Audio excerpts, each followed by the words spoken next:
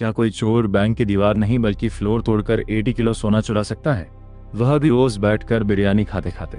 Welcome to the Chelembra robbery, India का सबसे अजीब टनल हाइस्ट, जहां चोरों ने बैंक के ठीक नीचे दुकान किराए पर ली और पूरे 8 महीने तक बैंक वालों के पैरों के नीचे से जमीन ही गायब कर दी। नो अलार्म्स, नो फिंगरप्रिंट्स और कोई सीसीटीवी काम नहीं आया। लेकिन सबसे हैरानी की बात पता है क्या है? पुलिस उन तक किसी हाईटेक ट्रैकिंग से नहीं पहुंची, बल्कि उनकी एक ऐसी गलती से पहुंची जिसका रास्ता एक लोकल बिरयानी हाउस के खाली डब्बों से गुजरता था। जब 30 दिसंबर 2007 को ये चोरी सामने आई तो मीडिया और केरला पुलिस को लगा कि ये किसी इंटरनेशनल माफिया या हाईली प्रोफेशनल सेफ ब्रेकर्स का काम है। सबका मानना था कि बिना बैंक के किसी अंदर के बंदे के स्ट्रॉन्ग रूम के इस लोहे के सेफ को काटना बिल्कुल नामुमकिन था। लेकिन सच इससे बिल्कुल अलग था। ना तो वहां कोई एडवांस लेजर मशीनरी थी और ना ही कोई इंटरनेशनल गैंग। इस पूरे मास्टर प्लान के पीछे एक ऐसा दिमाग था जो सिर्फ क्राइम थ्रिलर्स देखकर सीखा था और जिसने दुकान के बंद शटर के पीछे बैठकर पूरे लॉ एनफोर्समेंट को उल्लू बना दिया। अगर आपको लगता है कि मनी हाइस्ट सिर्फ फिल्मों में होती है तो अगले 15 मिनट अपनी कुर्सी की पेटी बांध लो। मैं हूं शिव और आप देख रहे हैं डिकोडिंग शैडो। आज हम स्टेप बाय स्टेप उन 4 शातिर दिमागों की कहानी को डिकोड करेंगे जिनकी एक गलती ने पूरा खेल पलट दिया। Let's dive in. कहानी शुरू होती है साल 2007 के बीच में। एक शख्स जिसका नाम था जोसेफ एलियस बाबू। जोसेफ कोई आम चोर नहीं था। वो एक हाईली इंटेलिजेंट, काम और कैलकुलेटेड दिमाग का क्रिमिनल था जो हमेशा एक ऐसी चोरी करना चाहता था जो उसकी पूरी जिंदगी बदल दे। वो जानता था कि चलते फिरते लोगों को लूटना या किसी के घर में घुसना छोटे चोर का काम है। अगर बड़ा बनना है तो टारगेट भी बड़ा होना चाहिए। अब बैंक, लेकिन जोसेफ एक बहुत बड़ी प्रॉब्लम से वाकिफ था। किसी भी बैंक में सामने से घुसना मतलब सीधे मौत या उम्र कैद को दावत देना। Security guards, police patrolling, local जनता और सबसे बड़ा दुश्मन स्ट्रॉन्ग रूम की मोटी कंक्रीट की दीवार और स्टील के दरवाजे। जोसेफ ने हिफाजत के हर एक पहलू को डीपली स्टडी किया। उसने ध्यान दिया कि हर बैंक दीवारों से, सामने से और छत से तो सिक्योर होता है, लेकिन फर्श का क्या?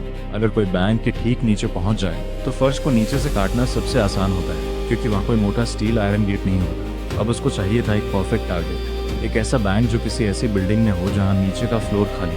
जोसेफ ने महीनों तक केरला के अलग अलग इलाकों में रेकी की और फिर उसकी नज़र पड़ी चिलिब्रा के साउथ मलाबार ग्रामीण बैंक पर। ये बैंक 1-2 मंजिला बिल्डिंग के फर्स्ट फ्लोर पर था और सबसे बेहतरीन बात, इस बिल्डिंग का जो ग्राउंड फ्लोर था वो बिल्कुल खाली था। वहाँ एक बड़ी सी शॉप अवेलेबल थी जिस पर टू लेट यानी किराए के लिए बोर्ड लगा हुआ है। जोसेफ के दिमाग की बत्ती जली। उसने सोचा कि अगर मैं नीचे वाली दुकानदारी को किराए पर ले लूँ तो मैं बिना किसी को शक हुए बैंक के ठीक नीचे बैठ सकता हूँ। लेकिन एक अकेला बंदा इतना बड़ा काम नहीं कर सकता था। उसे एक पूरी टीम चाहिए थी जो बिना सवाल पूछे उसके ऑर्डर्स फॉलो करे। जोसेफ ने 3 लोगों को चुना, राधा कृष्णन, हरिदास और उसकी एक फीमेल पार्टनर शिबू। ये चारों मिलकर बनाते हैं चिलिब्रा हाइस्ट की कोर टीम। उनका प्लान तैयार था, टारगेट लॉक था, लेकिन अब शुरू होने वाला था सबसे मुश्किल काम।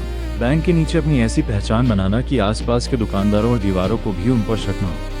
किसी खाली दुकान में 4 लोग आकर बैठ जाएंगे तो पूरा शहर सवाल पूछेगा। लैंडलॉर्ड पूछेगा कि तुम यहाँ क्या कर रहे हो। इसलिए जोसेफ ने एक बेहतरीन चाल चली। उसने लैंडलॉर्ड से कांटेक्ट किया और कहा कि वो वहाँ एक नया रेस्टोरेंट या फ्रेंचाइज खोलना चाहता है। उसने बकायदा एडवांस पैसे दिए, डॉक्यूमेंट्स दिखाए जो कि सब फेक थे और दुकान का पोजीशन ले लिया। दुकान के सामने एक बड़ा सा बोर्ड लगा दिया गया जिसमें लिखा था कि यहाँ जल्द ही एक ग्रैंड रेस्टोरेंट खुलने वाला है। आसपास के लोग खुश थे कि चलो उनके इलाके में एक नई खाने की जगह खुल रही है, लेकिन अंदर अंदर कोई किचन सेटअप नहीं हुआ था। अंदर चल रहा था इंडिया का सबसे चालाक एक्सकवेशन प्रोजेक्ट। जोसेफ और उसके साथी रोज सुबह दुकान पर आते। वो बाहर से शटर गिरा देते थे ताकि कोई अंदर ना देख सके। अगर कोई पूछता कि शटर क्यों गिरा है तो वह कहते कि इंटीरियर डेकोरेशन और रेनोवेशन का काम चल रहा है। जब तक पूरा सेटअप नहीं होता हम सीक्रेट रखना चाहते हैं। लोग उनकी बात मान लेते, लेकिन उस बंद शटर के पीछे ये लोग दिन रात बैंक की सीलिंग की नापतोल कर रहे थे। उन्होंने बाकायदा मैकेनिकल टूल से चेक किया कि बैंक का स्ट्रॉन्ग रूम उनकी दुकानदारी के किस हिस्से के ठीक ऊपर आता है। जब स्पॉट आइडेंटिफाई हो गया तो उन्होंने ड्रिलिंग शुरू की, लेकिन एक बड़ी प्रॉब्लम थी, ड्रिलिंग मशीन की आवाज। अगर दिन में दीवार या छत तोड़ने की आवाज आएगी तो फर्स्ट फ्लोर पर बैठे बैंक के एम्प्लॉइज और कस्टमर्स तुरंत समझ जाएंगे। इसलिए उन्होंने एक अनोखा शेड्यूल बनाया। वो दिन में सिर्फ धीरे धीरे छोटे टूल से छेद करते थे और मेन हैकिंग का काम रात को या वीकेंड्स पर करते थे जब बैंक बंद होता था। और अब आता है इस हाइस्ट का सबसे अजीब और interesting part, the biryani collection. ये लोग जब भी रात को काम करते तो आसपास के होटल से बहुत सारी बिरयानी ऑर्डर करते थे। इतनी बिरयानी की दुकान के बाहर हमेशा बिरयानी के खाली डब्बे बिखरे रहते थे। पता है क्यों? इसके पीछे दो बड़े रीजंस थे। पहला, वो दिखाना चाहते थे कि रेस्टोरेंट के वर्कर्स रात रात भर जाकर काम कर रहे हैं और खाना खा रहे हैं। दूसरा सबसे बड़ा रीजन, कंक्रीट और दीवार तोड़ने से जो मिट्टी, मलबा और धूल निकलता था, उसे छुपाने के लिए उन्होंने उन बिरयानी के बड़े प्लास्टिक बैग्स और डब्बों का इस्तेमाल किया। वो उस मलबे को उन डब्बों में भरते और धीरे धीरे कचरे के नाम पर बाहर निकाल देते। आसपास के लोगों को लगता कि ये रेस्टोरेंट का कचरा है, लेकिन असल में वह बैंक की बुनियाद थी जो धीरे धीरे खाली हो रही थी। महीनों तक ये सिलसिला चलता रहा। पूरे 8 महीने तक उन्होंने बैंक की अथॉरिटीज के ठीक नीचे बैठकर उनकी ही जमीन को खोखला कर दिया। लेकिन दोस्तों, ये तो बस इस साजिश की नींव थी। असली खेल तो तब शुरू हुआ जब क्रिसमस और न्यू ईयर की लंबी छुट्टियां आई। चोरों को जिस मौके का इंतजार था वो उनके सामने था, लेकिन क्या उन्होंने सिर्फ फ्लोर काटा या कुछ ऐसा किया जिससे पूरी पुलिस फोर्स भटक गई? अगले 2 मिनट में आप एक ऐसा ट्विस्ट देखोगे जो आपके होश उड़ा देगा। दिसंबर 2007 का आखिरी हफ्ता 28 दिसंबर को फ्राइडे था। उसके बाद सैटरडे और संडे को बैंक बंद रहना था। 48 आवर्स का कंटिन्यूअस विंडोज जोसेफ के लिए यह नाउ और नेवर वाली सिचुएशन थी।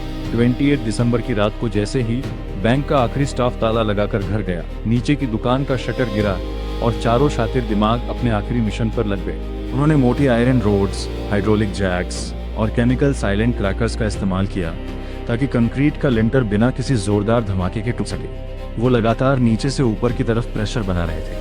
कंक्रीट धीरे धीरे गिर रहा था और उनका दिल तेजी से धड़क रहा था। अगर एक भी मिस्टेक होती तो पूरी बिल्डिंग कोलैप्स हो सकती थी या आवाज बाहर जा सकती थी। शनिवार की रात आते आते उन्होंने बैंक के स्ट्रॉन्ग रूम के फ्लोर में एक 2x2 फीट का छोटा सा सुराख यानी टनल बना दी थी। वो सुराख इतना बड़ा था कि एक दुबला पतला इंसान आराम से ऊपर घुस सके। जोसेफ ने सबसे पहले राधा कृष्ण को ऊपर भेजा। जैसे ही वह स्ट्रॉन्ग रूम के अंदर कदम रखता है, सामने होती है लोहे की बड़ी बड़ी सेव्स जहां पूरे इलाके का सोना और कैश जमा था। लेकिन यहाँ पर उन्होंने एक बहुत ही शातिर दिमाग लगाया। उन्हें पता था कि अगर वह सारी सेव्स तोड़ेंगे तो बहुत वक्त लगेगा, इसलिए उन्होंने उन सेव्स को टारगेट किया जिनका लॉक थोड़ा वीक था या जिन्हें गैस कटर से आसानी से काटा जा सकता था। एक एक करके उन्होंने सेव्स को काटना शुरू किया। सोना बाहर निकलने लगा। पूरे 80 की ग्रह, गोल्ड बिस्किट्स, ऑर्नामेंट्स और लगभग 25 रुपीज लाख कैश उन्हें उस छोटे से होल से नीचे दुकान में ड्रॉप किए। लेकिन जोसेफ जानता था कि चोरी करना आसान है, पकड़े जाने से बचना मुश्किल। इसलिए इन्वेस्टिगेशन को भटकाने के लिए उन्होंने बैंक की दीवार पर बाकायदा एक छोटा सा चौक से निशान बनाया और वहां पर कुछ ऐसी चीजें लिखी जिससे पुलिस को लगे कि ये किसी नक्सलाइट ग्रुप या किसी टेररिस्ट ऑर्गेनाइजेशन का काम है जो फंड्स इकट्ठा करने के लिए बैंक लूट रहे हैं। उन्होंने पूरी जगह पर मिर्ची का पाउडर, चिली पाउडर छिड़क दिया ताकि अगले दिन पुलिस स्निफर डॉग्स लेकर आए तो डॉग्स की स्मेल करने की क्षमता खत्म हो जाए और वो उनका पीछा ना कर सके। इतना फूल प्रूफ प्लान बनाकर संडे की रात को वो चारों लोग 80 किलो सोना लेकर वहां से गायब हो गए। मंडे सुबह जब बैंक खुला और एक खबर सामने आई तो पूरे केरल में हड़कंप मच गया। 80 किलो सोना गायब होना कोई छोटी बात नहीं थी।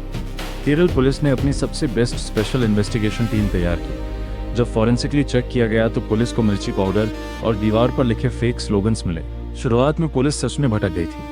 उन्हें लगा कि ये किसी इंटर स्कैम का काम है, लेकिन कहते हैं ना कि क्रिमिनल चाहे जितना भी शातिर क्यों ना हो, वो एक ऐसी गलती जरूर करता है जो उसके जन्नत का रास्ता सीधे जेल की तरफ मोड़ देती है। और इस केस में भी वही हुआ।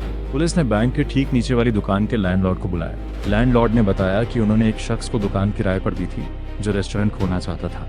जब पुलिस ने उस शख्स के दिए गए आइडेंटिटी प्रूफ्स और डॉक्यूमेंट्स चेक किए तो पता चला कि वो सब के सब फेक थे। नाम फेक, एड्रेस फेक, फोटोज तक मॉफ थे। पुलिस के पास अब कोई रास्ता नहीं बचा था। लेकिन तभी एक आईपीएस ऑफिसर की नज़र दुकान के अंदर बिखरे उन बिरयानी के डब्बों पर पड़ी। उन्होंने देखा कि ये डब्बे किसी लोकल रेस्टोरेंट के नहीं, बल्कि यहाँ से थोड़ा दूर एक स्पेसिफिक फेमस बिरयानी हाउस के हैं। पुलिस तुरंत उस रेस्टोरेंट पर पहुंची। उन्होंने वहाँ के स्टाफ और डिलीवरी बॉय से पूछताछ शुरू की। उन्होंने पूछा कि क्या कोई ऐसा बंदा था जो लगातार हर रात को बहुत बड़ी क्वांटिटी में बिरयानी ऑर्डर करता था। एक डिलीवरी बॉय ने कहा, हाँ, एक बंदा रोज आता था या कॉल करता था। वो हमेशा बाकी कस्टमर से अलग दिखता था, बहुत काम रहता और हमेशा कैश में पैसे देता था। पुलिस ने उस डिलीवरी बॉय की मदद से उस बंदे का एक स्केच तैयार करवाया और जब उस स्केच को पुलिस के पुराने क्रिमिनल रिकॉर्ड से मैच किया गया तो एक चेहरा सामने आया, जोसेफ एलियस बाबू। पुलिस को उनका पहला सॉलिड क्लू मिल चुका था, भरूफी। जोसेफ का नाम सामने आते ही पुलिस ने उसके सारे फोन नंबर्स और रिलेटिव्स को सर्विलांस पर डाल दिया और चोरी के ठीक 40 दिन बाद यानी फरवरी 2008 में केरला पुलिस ने एक कोऑर्डिनेटेड रेड के दौरान जोसेफ और उसके तीनों साथियों को दबोचा। जब उनके हाइडआउट्स की तलाशी ली गई तो उनके पास से लगभग 80% चोरी का सोना सेफ और अनटच्ड मिला। जोसेफ ने पूरी प्लानिंग बहुत परफेक्ट की थी। उसने कैमरा को टच किया, अलार्म्स काटे, मिर्ची पाउडर फेंका, लेकिन वो यह भूल गया कि जो बिरयानी उन्हें रात भर जाकर काम करने की ताकत दे रही थी, वही बिरयानी उनके पकड़े जाने की सबसे बड़ी वजह बनेगी। कोर्ट ने उन्हें कड़ी से कड़ी सजा सुनाई और इस तरह खत्म हुआ इंडिया का सबसे सिनेमैटिक टनल हाइस्ट। सो दोस्तों, ये थी कहानी चलेब्रा बैंक रॉबरी की। अगर आपको चोरों का ये बिरयानी मास्टर प्लान और पुलिस की ये शातिर इन्वेस्टिगेशन पसंद आई तो इस वीडियो को लाइक ज़रूर करें। आपको क्या लगता है, अगर जोसेफ वो बिरयानी के डब्बे वहाँ से साफ कर देता तो क्या पुलिस उसे कभी पकड़ पाती? अपने थॉट्स नीचे कमेंट्स में बताएं। चैनल को सब्सक्राइब करना मत भूलना ताकि आप ऐसी ही डार्क और मिस्टीरियस फाइल्स को हमारे साथ डिकोड करते रहें। अगले वीडियो में मिलते हैं, तब तक के लिए stay safe and keep decoding the shadow. Piece.